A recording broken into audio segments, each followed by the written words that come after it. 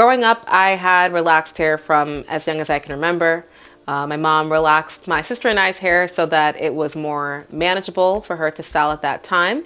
I didn't know how to take care of relaxed hair at that time, and so I dealt with a lot of damage, a lot of breakage, and I would also try to use a lot of heat to straighten it, and it just made my hair a disaster. Growing up in an all-white town and comparing my hair to others around me did not help with me thinking that I needed to always, put a relaxer in it and then straighten it on top of that and just try to make it fit what I looked at as normal, good hair in all of the imaging that I would see. And when it came to God, even though I was brought up in a Christian household where my parents had us in Sunday school every Sunday, I always felt like God, for whatever reason, just hated me and was doing all these different things to me in my life to punish me. That included how I perceived my hair and my hair struggles. He was just cursing me and punishing me.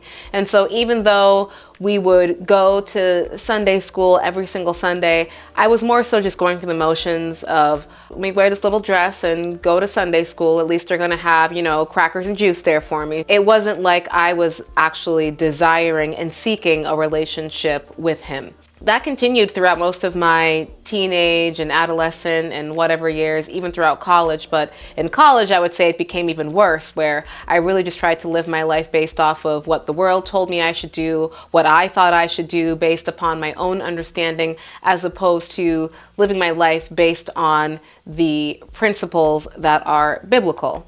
And I continued to try to force my hair into submission, but I started to add in a lot more weaves, a lot more extensions, a lot more lace wigs, because I felt like that would allow me to really have, more of that beauty standard look that I wanted to achieve. I wanted to look like another member of Destiny's Child, just like everybody else did. When you are constantly trying to force your hair to look and behave a way that it is not actually meant to behave, it feels like you are fighting yourself. It feels like you are being unauthentic to yourself, and you're therefore creating this identity crisis that gets worse and worse. So even when I would go out into the world and someone would compliment me on my hair and say it looks great, it didn't actually feel good because that compliment was towards fake hair. It was towards something that actually wasn't me.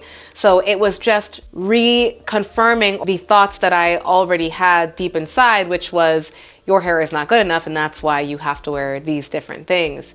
But eventually, when you do that, after a while, you kind of just get to your tipping point. And so one day, I don't even remember what was going on for me that day, but for whatever reason, I was just done with my hair. I was trying to style it. It wasn't styling properly. I think I was looking like Sideshow Bob, and my older brother comes down and started to do what all older brothers do, which is, tease and make fun of your younger sibling, because that's what you do when you're an older brother. And so he started teasing and making fun of my hair, and for whatever reason, that was the last straw on this donkey's back. And I remember saying, oh, you want to make fun of my hair? You want to make fun of my hair? Okay, watch this. I ran upstairs, I grabbed a pair of scissors, and I started to cut my hair in front of him. And at this point, he's like shocked, like, oh my God, what are you doing? What are you doing cutting your hair? Are you crazy? Are you crazy? Mom, Precious is cutting her hair. And so I'm like, oh, okay, you think that's bad? You think that's bad? I run back upstairs. I lock myself into the bathroom. I grab one of those disposable Bic razors, and I just start shaving my head in the mirror. And looking back on it, I could see how it was a mental breakdown, but I like to think of it more as a mental awakening. Similar to what Britney Spears had when she was hitting the paparazzi with the umbrella and shaved her head. So I remember my parents walking on eggshells around me at that time, like, all right, everyone be nice to Precious. Like, she's going through something, but it's okay. It's gonna grow back. It's gonna grow back. Little did they know, I had just ordered a brand new 24-inch Brazilian curly unit that was about to be on my doorstep in a few days. So nobody aside from me and my family even ever knew that I had shaved my head. And obviously everyone who's watching this video now knows, but that was actually the accidental start of my natural hair journey, because once I shaved my head, I didn't see any point in continuing to relax it after that, because I would just braid my hair into little individual plaits or braids and cover that up with a wig cap and then put on a lace wig or do a U-part wig. Whatever style I was doing no longer required me to relax my hair because I was solely reliant on extensions and different types of wigs. And so because of that, I would only ever experience my hair when I was taking out the braids to wash and re-braid my hair just to put the extensions back in. What I didn't realize that I was doing at that time, because I wasn't really in my natural hair journey yet, was I was doing long-term protective styling. But it wasn't long-term protective styling because for me, those were my forever styles. I had no intention of wearing my natural hair. That was just, I looked at my hair as you're just an anchor for me to braid my hair and attach my wig units to. You're nothing more than that. So I wasn't doing anything extra to care for it. I didn't care if I handled it roughly. I didn't care if I used brushes and combs and broke it. I didn't care about moisturization. I didn't care about any of that stuff. But even with the negligence and abuse that I was putting towards my natural hair, just leaving it alone and not overly manipulating it, no longer relaxing it, no longer putting heat on it, was allowing it to grow secretly.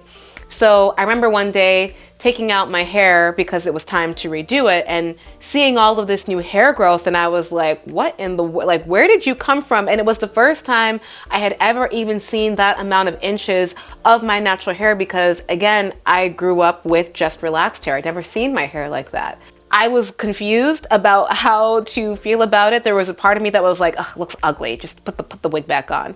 But there was another part of me deep inside that was like, I don't know, I might like this hair, but I wasn't ready to like it yet. I would just start to play periodic dress up in my house where once a month I would remove the braids and take them out and fluff it out and just look at my hair and wear different outfits and be like, all right, if I were to allow myself to wear my natural hair outside of this house, which I would never do at that time, what would it look like? What would I do? How would I style? What would I wear? And I would do all of these different things. And what I realize now looking back at it, I was learning to love my hair in private. And then I remember one day I decided, okay, I'm gonna take my hair outside of the house, but I'm not ready to show like all the people that I know. So what I'm gonna do is I'm gonna get into my car, I'm gonna go pick up a Whopper Jr. and a small Hershey pie at my favorite place, Burger King or BK Lounge if you prefer, and I'm gonna do it with my little fro and we're gonna see what happens. I remember driving to the drive-thru and just looking at the cashier, like waiting and expecting him to be like, oh, your hair looks crazy. I was expecting and waiting for him to say something negative to then reconfirm the thought and fear that I had in my head of like, yeah, I can't wear my natural 4C hair. I gotta just, cover that up. It's not for outside consumption. And believe it or not, nothing happened. He didn't say anything. He didn't look at me any weird way. If anything, he looked at me weird because I was looking at him weird and he's probably like, why is this girl staring at me? Like, I gave you your food, like drive off.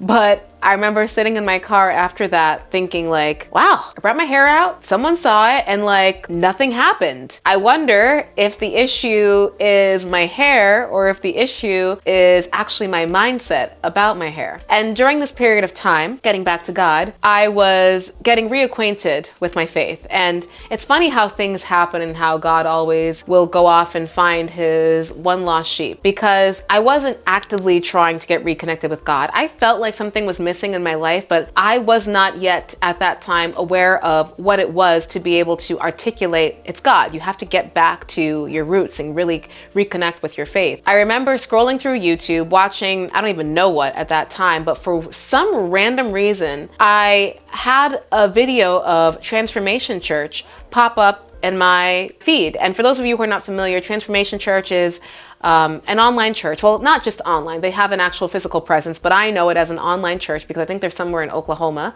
and it's led by Pastor Michael Todd.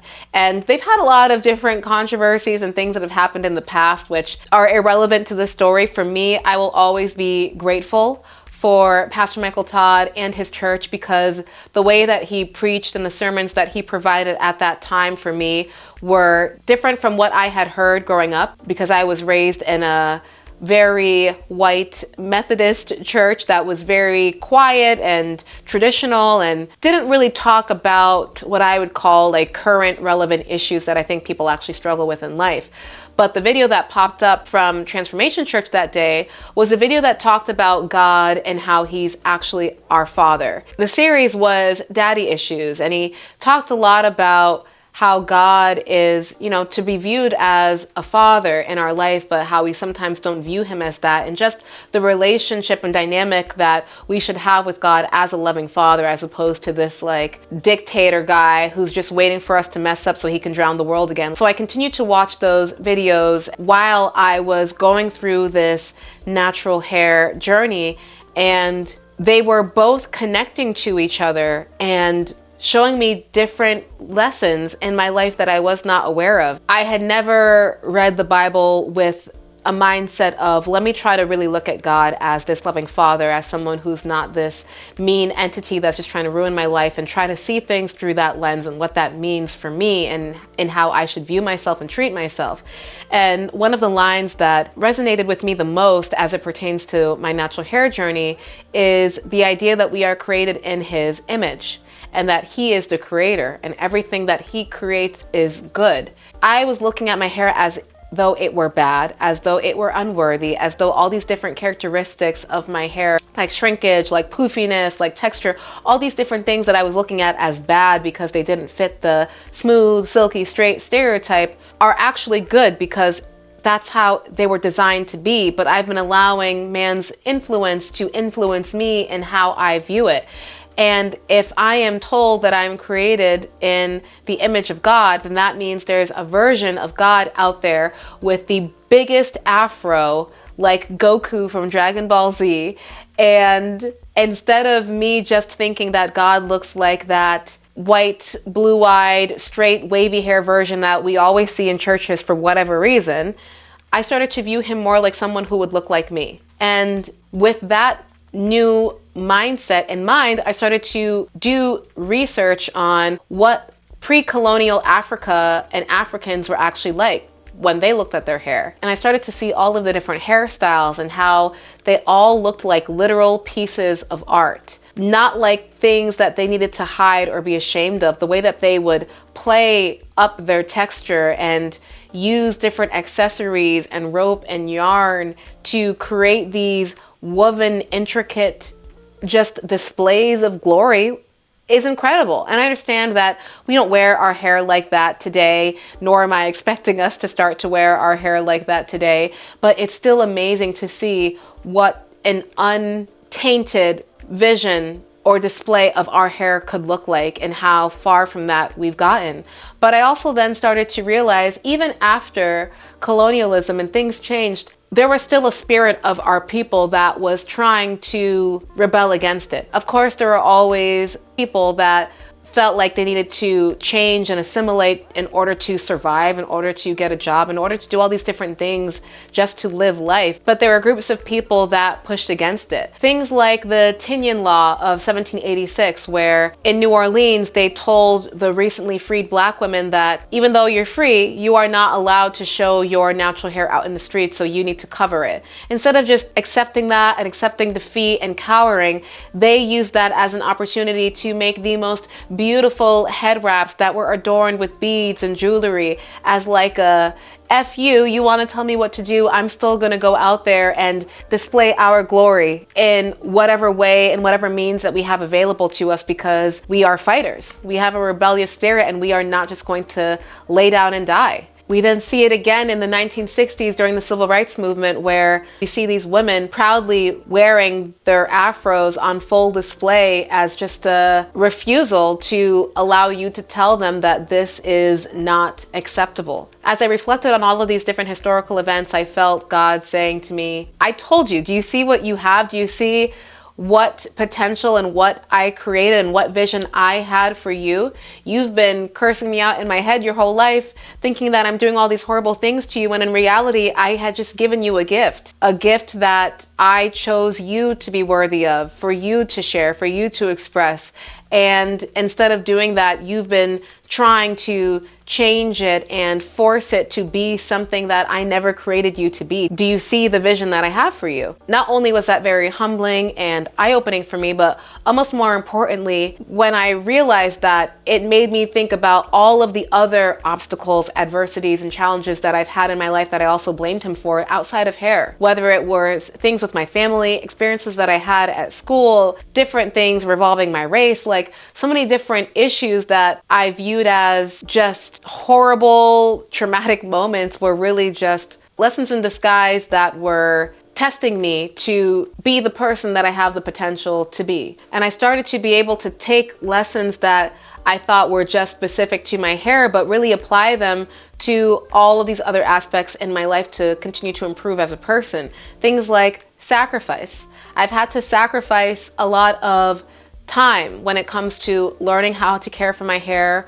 to do certain hairstyles slowly and gently as opposed to just rushing through it, understanding that sometimes when you need more time, the answer is not to rush through it because that can lead to damage. The answer is to slow down and maybe take a break and come back to it. That I feel like is something that you can just apply to your mental health in general. We go through things and sometimes we just try to force our way through it and, be this image of what we think we need to be. But sometimes we just need to take a break. Like, yes, we need to solve that issue. Yes, we want to get there. Yes, we want to get better in that arena. But we can't do it all overnight. Rome wasn't built in a day. Sometimes we need to just take a break, go and recoup somewhere, sit down, and then come back to it tomorrow when we're fully rested in order to be able to keep a healthy overall mental and emotional well-being. I also learned how important it is to have patience because you gotta have patience when it comes to this natural hair journey, especially if you are looking for length retention. It takes a lot of time. We live in a world where we're always wanting and desiring instant gratification, but unfortunately, life, a lot of times, we're gonna have to accept delayed gratification, whether that is through learning how to save money, learning how to create habits to eat properly, learning how to go to the gym consistently. Like a lot of these things, you do them, you sow them with the hope and the knowledge that you will one day reap what you sow. But when you just focus on the destination and you don't learn to fall in love with the daily process, the daily habits, you can start to go crazy. And that was something that I learned to do with my natural hair journey, but was now able to apply in all these different aspects where I wasn't exhibiting patience. It's like, girl, if you can be patient and wait to see just 3 inches of hair growth in a year, you can be patient and wait to see yourself develop in these different areas. Just focus on these daily habits and you will get there. But one of my favorite lessons that I've learned is just the power of resiliency and the power to become a new creation. I am 34 years old and I've only been on my natural hair journey for about 5 years or so. So for most of my life, I was not seeing my real hair unrelaxed. I was not seeing my hair like this. I was not seeing the potential for my hair. And I did not have a positive mindset towards my hair. And so to think that in just a few short years, I was able to shave my head, not even realizing that I was starting a brand new journey, shave my head and literally grow something that is completely new, with a completely new mindset, with completely new nourishment and new positive affirmations. Like, it's a literal new creation. And that is what God does for all believers. When you choose to follow Him, you become a new creation because now you are aligning your life to His ways and His thinking as opposed to the world's way. So the way that you walk is different, the way that you talk is different, the way that you feel about yourself is different. And that's not to say that you are now perfect. It's not to say that you are now going to be as great as Jesus, but it means that your new creation is better than what you were before, but more importantly, you now have the knowledge and the awareness of what you should be striving to do. So even when you fall, like we will all undoubtedly fall, we are by nature sinners, it's okay because you know what you need to do to get back there. You know what you need to do to repent. You know what you need to do to reflect upon your mistakes and your errors and do course correction to get back to be closer in alignment with our Father. And just knowing that, just having that gives me such a sense of calm and peace and confidence in life, because it feels like, whether it's with my hair, where no matter what happens with my hair, if I do something tomorrow and I experience the craziest and worst setback of all time and I have to completely chop off all of my hair and start over again, it's okay because I've done it before. I know that I can do it, and I know that I'll just create myself again as a new creation with these new lessons that I've learned, and I can pick myself back up. And it's the same with life. If I do something at my job, or if I do something in one of my relationships where I make a mistake, as long as I am trying to stay focused on God, I should, in theory, be able to recognize that mistake and implement the changes that I need to get back on course and again, realign myself to Him. That makes me feel like I have a safety net. There's nothing I can do to ever really fail, because there's nothing I can do to ever really fall out of grace with God. As long as I continue to put Him at the center of my life, then all things that come from that will eventually be good. And it allows me to approach failure with a more confident mind that I could fail at this and it could suck really bad and feel really, really horribly, but like eventually it will be okay. I will get back on my feet. And again, this is not to say that I am perfect, that I don't try to avoid failure like everybody else does, but I can recognize the difference in how I feel and in what I do now compared to how I was before I was getting reconnected with my faith years ago. And the part that makes me laugh the most or just be the most amazed at God is just how well He knows us. I am not someone who likes it if you come in and just tell me to change something and you just come in really aggressively. Like if I'm walking in CVS and you walk up to me and you say like, "Have you heard about Jesus?" I'm like, back up, back it up. Like, leave me alone. I don't know you. I'm an introvert. Let me just go and get my Cheez-Its that I came here for. Like, don't be all up in my face and in my business. And I'm like that with most things. I tend to be very distrusting of people, and I don't like it when it feels like they're coming in and trying to like tell me to do things or like manipulate me in a certain way. And God knows that about me. Like, He knows all the hairs on my head, and He knows that about me. He didn't just come in and have all these people in my life at the same time say, "Hey, you're messing up. You really need to get reconnected with God right now." He slowly, over time, started to give me these different clues and breadcrumbs that were all bringing me back to Him. There was no reason for me with my algorithm, with what I was watching on YouTube, for me to get a message from a church. And there was no reason for me to even click on it, for me to actually watch it, and then to watch all of them, and then to continuously do that. He knew the exact moment of when to put that video in my algorithm on the right day, during the same time that I was starting to think about changing my natural hair perspective. Like, all of those things were designed to slowly work with me. And I just think that's so interesting. It feels like He kind of did Inception on me. And it's not a coincidence that the first video on this channel about how to grow my 4C hair talks about my faith and the impact that my faith had on my mindset and just allowing me to get reconnected. It's not something that I did intentionally because I thought it sounded cool. It's because it's the truth. It's the truth of my story.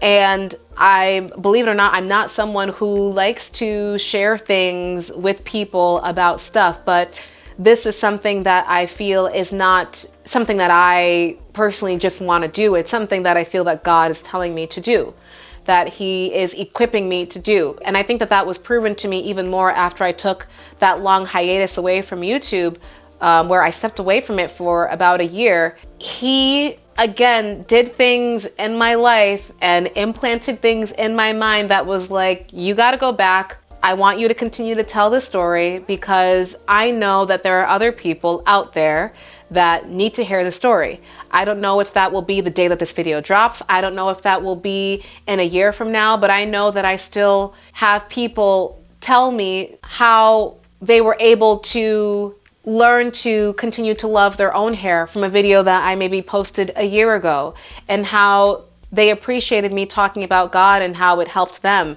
I don't know the full plan. I don't know the full design of even this channel. Of course, I have ideas that I have, but I don't know if those are going to be God's plans. All I can do is continue to pray and hope that He guides me. And even in a video like this that I feel is very vulnerable and uncomfortable to share with strangers on the internet, I can feel that God wants me to share it. I may not understand the complete reason, but I understand that it's something that I should do, especially in a world where we are oftentimes kind of taught to try to play the middle, to play Switzerland. Don't really talk about religion. Don't talk about what you believe. You don't want to ostracize people. I'm not with that. I respect everyone's right to go and live out their life and their religious thing of whatever they need to do, because that's America and you should be able to do that. But I believe what I believe, and I'm not going to shy away from that, and I shouldn't feel the need to hide it if that is my story, and most importantly, if that is what I feel that I am being led to share, then I'm going to share it. For me, this hair thing is not just hair. It's something that is much deeper for me. It has a very strong spiritual component in my life, and it's why I'm so passionate about it. So I want to hear from you guys about role the spirituality play in your natural hair journey, if any at all, and if you've ever experienced being far from God and then going back to Him, and just what you think you've learned overall in this journey. This was a very heavy video, so if you're interested in watching something a bit more lighthearted, then I recommend you check out this video right here where I reviewed the Sacred Hairline, or this one where I talked to Coily Diaries about why women are returning to relaxing their hair. And until next time, guys, take care of yourself.